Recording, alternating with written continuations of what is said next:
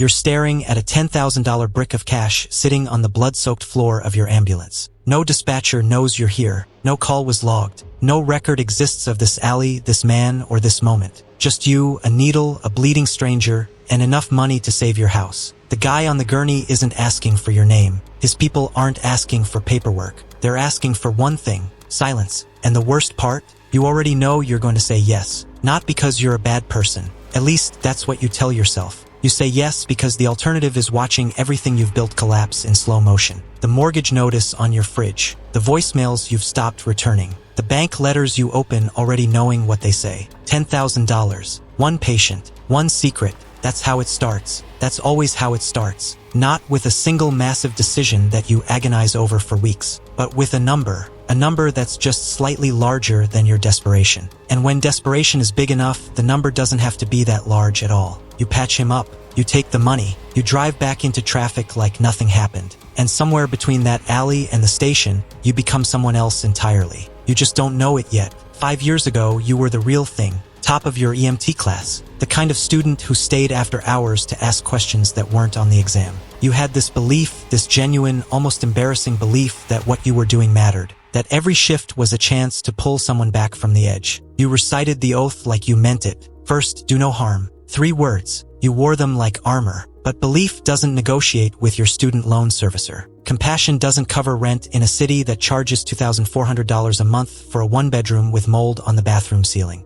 And the healthcare system, the one you devoted yourself to, the one you'd gone into debt to serve, had absolutely no interest in making sure you could afford to eat while you saved other people's lives. You were working 80-hour weeks, double shifts back to back, sleeping in the break room between calls because the commute home wasn't worth it. Your shoes had a hole in the left sole that you fixed with electrical tape because new shoes cost money you didn't have. The math never worked. No matter how many times you ran it, it never worked. Medical school debt on one side, a salary that looked reasonable on paper and collapsed on contact with actual life on the other. You were drowning in slow motion, smiling through it, telling yourself it was temporary, that it would get better, that people who did good work eventually got rewarded for it. You were 28 years old and already exhausted by an ideal the world had no intention of honoring. They assigned you to the city's most dangerous district, the kind of neighborhood where the 911 calls come in before the crime is even finished, where you learn to read a block by the way people scatter when they see your lights. Your partner was Sarah, 15 years on the job, the kind of veteran who'd seen everything and somehow hadn't become hard. She remembered patient names, not just the critical ones, all of them. She'd follow up with the regulars, the homeless guy on 4th who had diabetes and no insulin, the teenager with asthma whose mother couldn't afford a refill. She bought people meals out of her own pocket and never mentioned it, never made it a thing. Watching Sarah work made you feel 2 things simultaneously, inspired and deeply, privately ashamed, because she was everything you told yourself you were.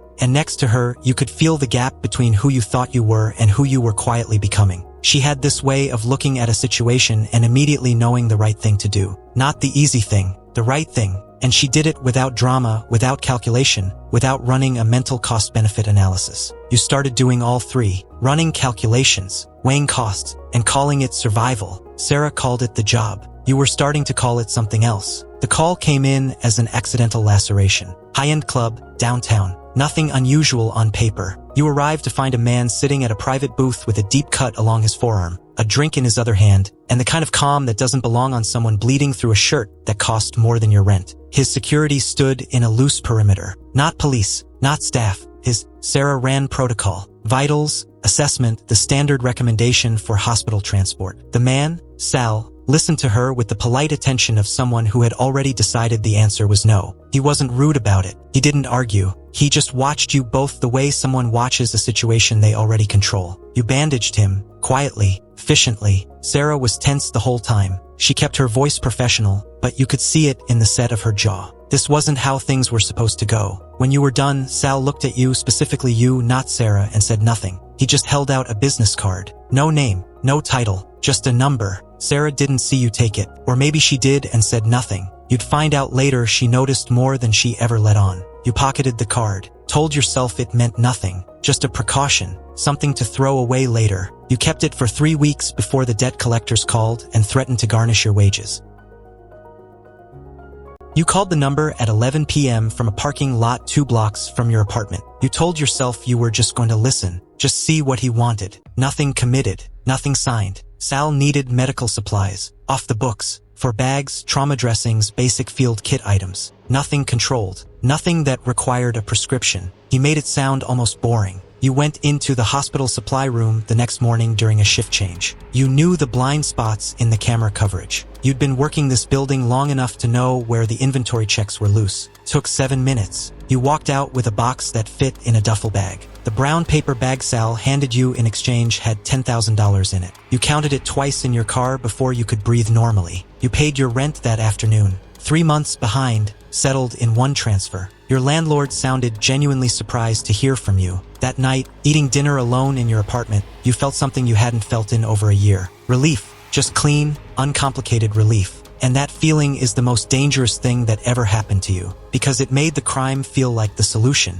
It made the math finally work. And once the math works, it's very hard to go back to losing. The second call came 6 weeks later. Different location. Motel off the interstate, the kind with hourly rates and a broken ice machine. A young enforcer, maybe 22, with a gunshot wound through his shoulder. Clean entry, no exit. He needed the bullet out and the wound closed before sepsis set in. Sal's people were already there when you arrived. Nobody said please. You worked for 45 minutes in a room that smelled like mildew and old cigarette smoke, using tools from a kit you'd assembled specifically for situations that didn't exist on paper. The kid barely made a sound. You'll give him that. They paid you $50,000. More than you made in a year. You didn't report the gunshot wound. Every state in the country mandates reporting for gunshot injuries. Every paramedic knows this. You knew this. You made a choice to file the report in the part of your brain where you stored things you planned to think about later and never did. The justification was almost poetic in its stupidity. I'm a medic, not a cop. A life is a life. I saved someone tonight. That someone was arrested 11 days later for the murder of a 24-year-old man outside a convenience store. 3 witnesses. Security footage. Bullet from your patient's gun. You read about it in a local crime summary at 6 a.m. before a shift. You poured yourself another coffee and drove to the station. That's what they don't tell you about complicity. It doesn't announce itself. It just quietly expands, the way water fills a space, finding every crack until the whole structure is soaked through. For 2 years, you ran 2 lives with the same hands. On paper, you were still a paramedic. You still showed up to shifts, still ran legitimate calls, still answered dispatch, performed compressions, moved stretchers, filled out the official forms. You were good at the performance. You'd always been good at the performance. But in the trunk of your personal car, you were carrying a second kit. Fentanyl, secured and unlogged. Surgical supplies, stolen in small enough quantities to avoid triggering automatic inventory flags. A burner phone with 2 contacts, Sal, and a logistics number that never picked up on the first ring. You started thinking of yourself as something singular. Private operator. Fixer. Someone who existed in the space between the system and the underground and served both without belonging to either. The money was substantial now. Offshore account, opened through a referral from one of Sal's associates. The balance had commas in places you'd once only seen on other people's bank statements. But you still drove the ambulance. Not out of loyalty, out of cover. The EMS uniform was the best camouflage in the city. Nobody questions a paramedic.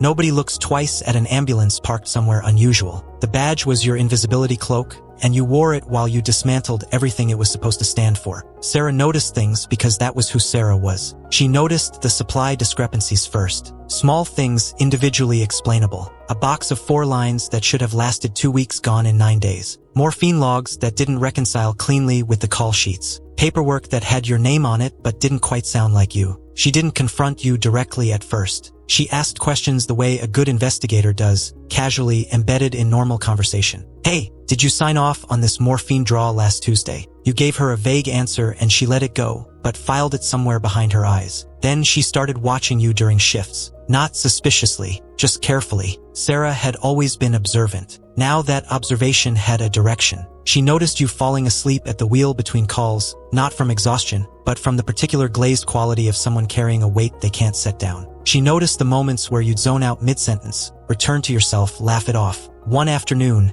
over coffee at the station, she looked at you with that steady, unbothered gaze she had and asked why you seemed somewhere else lately. You told her you were fine, just tired, just the job. She nodded slowly, the way people nod when they're accepting an answer they don't believe because they're not ready for the truth yet. The trust in that ambulance had always been the foundation. You could feel it starting to shift beneath you, grain by grain, like sand giving way. The city health department flagged the missing narcotics on a Thursday morning. By Friday, the DEA was in contact with your station's administration. By the following Monday, Internal Affairs had opened a formal audit. The change in the building was immediate and physical. The air got heavier, conversations shortened, people stopped leaving personal items in their lockers. You'd walk into a room and watch two people pause mid-sentence and resume it slightly differently. They searched lockers, not all at once, strategically, the kind of search designed to make everyone feel watched without being able to confirm they specifically were. They interrogated paramedics in a small conference room on the second floor. You could see it from your desk. People went in looking normal and came out looking thin. You were one bad audit away from a federal prison sentence that started at 20 years. You knew this the way you know something that lives in your chest rather than your head. Not as a calculation, as a physical fact. The paranoia was architectural. It redesigned how you moved through space. Every siren that wasn't your siren made you look up. Every unfamiliar car in the station lot got a second look. Your own handwriting started to look suspicious to you, like evidence you'd written yourself. You started sleeping 3 hours a night, not from guilt, from math, running scenarios, building contingencies, mapping every way this could go wrong and rehearsing your response to each one. You were very good at staying calm, which meant the fear had nowhere to go. It just circulated, quietly, permanently, looking for an exit that wasn't there. The call came on a Tuesday. Your rig had been dispatched to a shooting on the east side. Rival gang territory. The victim was already on the ground when you arrived, conscious but critical. Your burner buzzed before you'd finished putting on gloves. Sal's voice was the same as always, measured, unhurried, like a man giving directions to a destination he's been to before. He told you the man bleeding on the concrete was a problem. He told you problems had solutions. He told you the solution, in this case, was a short ambulance ride with a long delay. Make sure he doesn't survive the trip. You said no. Not strategically, not after calculating the angles. You said no the way a person says no when something hits a wall inside them they didn't know was still standing. Sal didn't argue. He didn't threaten immediately. He just paused, the way someone pauses before they show you something they'd prefer to use as a last resort, and then your phone buzzed with a photograph. Your apartment door, taken from the hallway, recent enough that you could see the delivery tag still on the handle from 2 days ago. No message, no caption, just the image. You stood in the street with a dying man at your feet and a phone in your hand and the absolute cold clarity that you had no good options left. You'd spent 2 years telling yourself you were managing this, controlling it, running a careful operation with acceptable risk on both sides. You were not managing anything. You never were. You were being managed. And now the bill had come due. You loaded him into the rig. Sarah was driving. She had no idea what Sal had asked. No idea what you were turning over in your head while you worked on the man in the back. You looked at the patient, mid-30s, gold chain, a tattoo on his neck that had started to blur at the edges the way tattoos do on people who've had them a long time. Someone's son, probably someone's father, bleeding from 2 entry wounds, one of which you'd already partially stabilized. You looked at the partition between you and Sarah. If you did what Sal asked, the coroner would do a full autopsy. Suspicious deaths in ambulances don't get filed quietly. The DA was already in your station.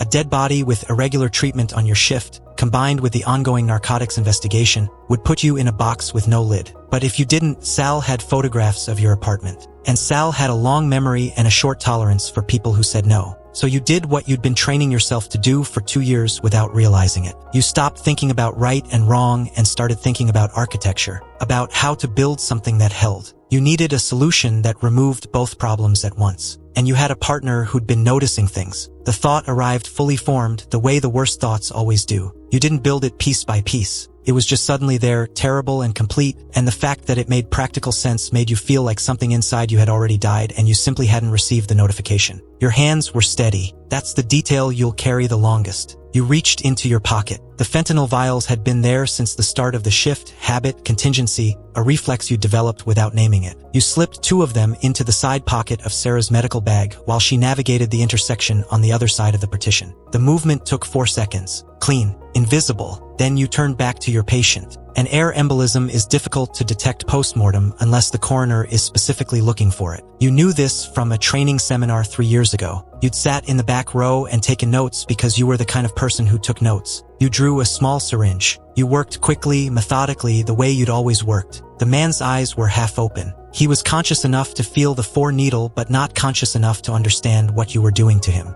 He coded 4 minutes later. Sarah heard the monitor alarm and pulled over immediately, scrambling into the back, already talking through the protocol. You stepped back and let her take over. You watched her do compressions with everything she had, calling it out loud the way you're trained to do, talking to him, talking to you, talking to the radio. Your face was blank. You pressed it into something that resembled urgency. You handed her things when she asked for them. You followed her lead. He was gone before you reached the hospital bay. You both knew it before the ER team called it. Sarah stood in the bay afterward with her hands at her sides, breathing hard, staring at the floor. She looked gutted the way she always did when they lost someone. That personal, private grief she'd never learned to armor against. You put your hand on her shoulder. You told her she did everything right. The words came out clean, steady, convincing. You were a very good liar now. You'd had practice.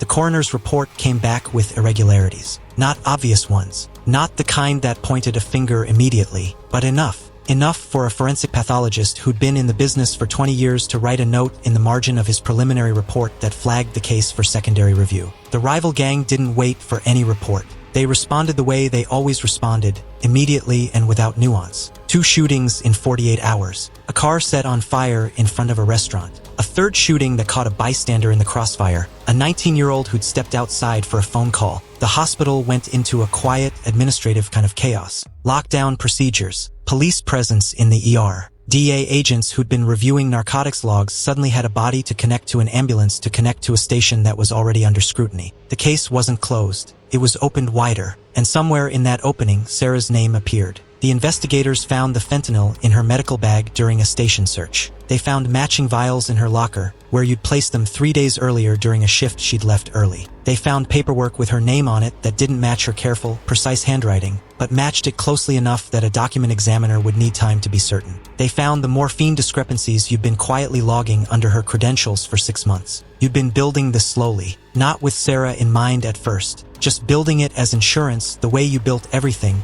against a future problem you hadn't named yet. And then the problem arrived, and the structure was already there. Sarah was pulled from the ambulance bay on a Wednesday afternoon. She was in the middle of restocking her kit. She heard her name, looked up, and saw 2 investigators walking toward her with that specific, deliberate pace that means the conversation has already happened without you. She looked at you across the bay, not with accusation, with confusion. The same confusion Marcus wore in the sample story you've already heard, and it turns out that expression looks the same on everyone who is innocent and cannot understand why the world has decided otherwise. It's the face of someone searching for the mistake they must have made, because surely there must be a mistake. Surely this cannot simply be happening. You looked away, and that was the last honest thing you did for a very long time. The indictment came down in 2 parts. Drug trafficking for the missing narcotics. Medical manslaughter for the death in the ambulance. Her attorney was good. Not good enough. The evidence was extensive, carefully documented, and pointed exclusively at her. There were no fingerprints that shouldn't be there. No surveillance footage of anything that contradicted the narrative. No loose ends. 15 years of service. A record that was, until that moment, entirely without blemish. It meant nothing when the evidence was this clean. She was convicted on both counts. Her family liquidated their savings for the legal fees and came up short. Her husband took a second job. The appeals went nowhere. She entered federal custody on a March morning, and the city's EMS community, which had known and respected her for a decade and a half, quietly rewrote her history. The compassionate veteran became a cautionary tale. Her name became shorthand for a kind of corruption that she never committed. She was remembered as a monster. The truth had a different location, but the truth wasn't on trial. You resigned from the city EMS the following month. Quietly, voluntarily, citing burnout. HR processed your paperwork without much interest. People leave. It happens. Sal set you up in a private clinic. Unmarked location, medical-grade equipment, legitimate looking enough from the outside to avoid questions, illegitimate enough on the inside to serve exactly the clientele he needed. You were the only physician on staff. There was no staff. Just you and a supply chain that ran clean and quiet and came with no paperwork. The money was significant now. You bought a house in a neighborhood you used to drive through on shifts and look it through the window. You bought a car that turned heads at traffic lights. You had a housekeeper on Tuesdays, a trainer on Thursdays, dinner reservations at places that required a call 2 weeks out. From the outside, you had made it. Sarah was sleeping on a concrete slab in a federal facility, her name permanently attached to crimes that were yours, her family fractured, her career erased, her identity rewritten by a court record that would follow her children into adulthood. You got away with it perfectly. That sentence should feel like something. It does. Just not what you expected. You can't sleep past 3 a.m. anymore. Not because of nightmares, exactly. It's more subtle than that. It's the sound. The specific, rhythmic beep of a cardiac monitor, the one that means a heart is doing its job, the one that meant everything was fine before you made it not fine. It lives somewhere in the architecture of the house. In the walls. You've had the building's electrical systems checked twice because you were certain there was a malfunction. There is no malfunction. You see Sarah's face in the clinic mirrors. Not a hallucination. Just the way memory works when guilt doesn't have anywhere to discharge. You'll be washing your hands, which you do constantly now, surgically, ritually, and you'll look up and the expression on your face will look like hers. The confusion, the not understanding. You have more money than you once believed a person could practically use. It sits in accounts across jurisdictions. It earns interest. It grows quietly while you sleep poorly in a house that has too many rooms and not enough noise. The guilt is not a metaphor. It's structural. It's in the floor. It's in the weight of every morning when you remember, again, for the first time what you did, because somehow it's always both. You always remember it as if it's new.